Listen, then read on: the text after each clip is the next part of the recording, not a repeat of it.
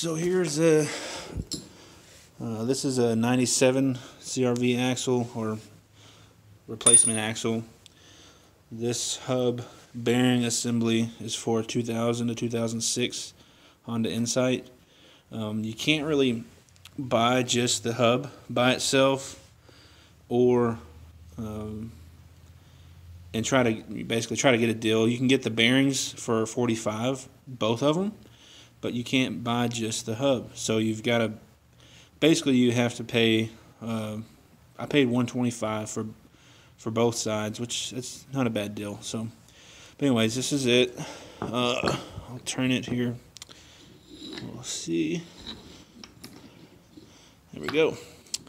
So it fits really good. Just can't really turn it.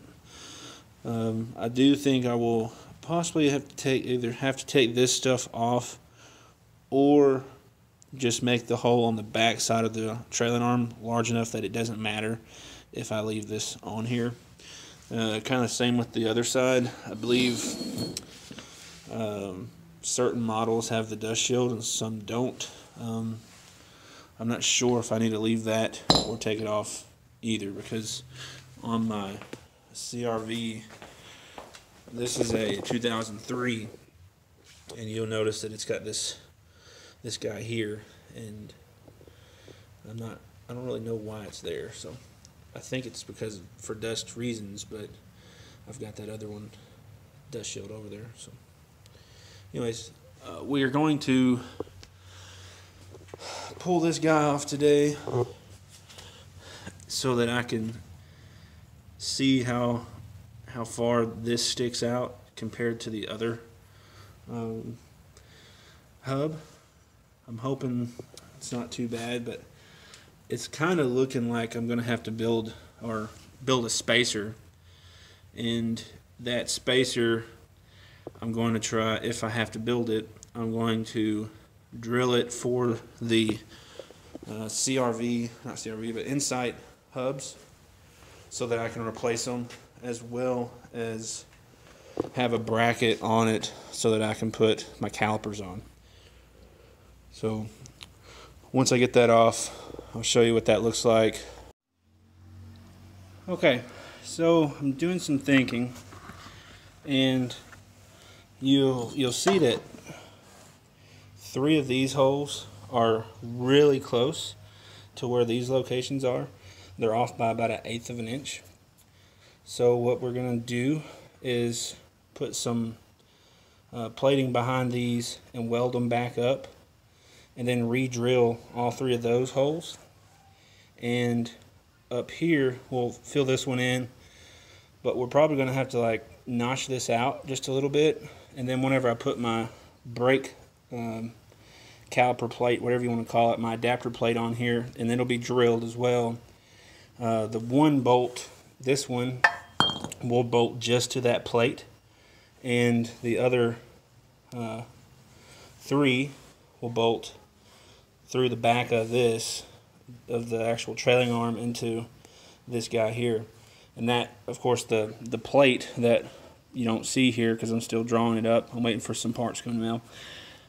But anyways, that plate will be welded to the trailing arm, and that should set us up okay. So obviously we have to cut this out, and we have to do the same on the back side. We'll cut this out as well, large enough so we can fit everything in there. We may have to end up cutting some of the stuff here out and removing these guys. But anyways, that's kind of what I'm thinking. It'll be probably next week before we actually do a lot of fab on it, but it's looking like it'll work. And it'll be a bolt-on application rather than just, my original idea was just welding these onto the trailing arm, but I'm not really a fan of that idea.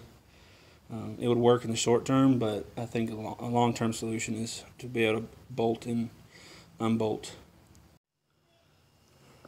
Okay, so you see me kind of tell you what I'm going to do with this. Just kind of a general update where we're at with the car. The rear end, I kind of just busted this guy off just to see if my ideas would work in the front. We had to pull the other side off. You see the drive shaft underneath there. It's kind of resting in place until we get the trailing arm project done.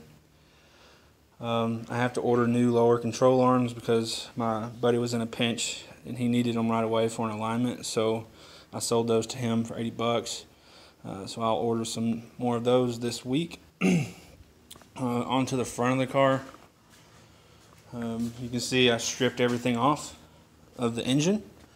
You see I had a big gasket leak. Over here's the gasket.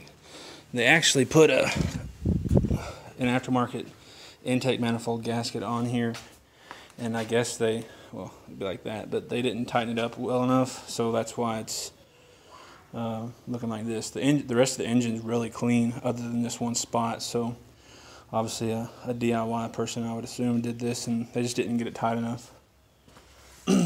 So also this week, hopefully the valve cover will be coming off and going to my buddy Lenny's house, where he's going to weld 2 bungs into it, probably on the back side. On the back side here and over here. The only problem with that is I've misplaced one of the bungs, so I have to order a couple more just so I have some extras. And that's kind of it. That's where we're at. I apologize for not having any more updates. I guess quicker. You know, it's kind of slow going at this point. I just can't really do anything without parts. I found some calipers online. Those will be here this week. Once I have the calipers and the rotors in the mail, I'll be able to finish my caliper plate design. I kind of got it somewhat drawn up. I'm waiting on just the 2 locations for the caliper brackets, and then I have to just define the rotation of the clip itself, the holes in the clip, so that everything lines up how it's supposed to. And that'll be obviously the prototype. We're going to get that bolted on. If everything works out well, I'm going to then go back to a machine shop or somewhere that has a plasma table and have them make a few more sets of these, of the caliper plates that I'm working on, and have those for sale. If they work out, then I'll sell them. I'll sell them pretty cheap, hopefully. Just whatever it costs me to make them, then add shipping and I don't know, $10 a set extra on top of that. I think that's fair. But anyways, we'll see how much it costs. If it's not too ridiculous, then I'll have some made and we'll sell them. Otherwise,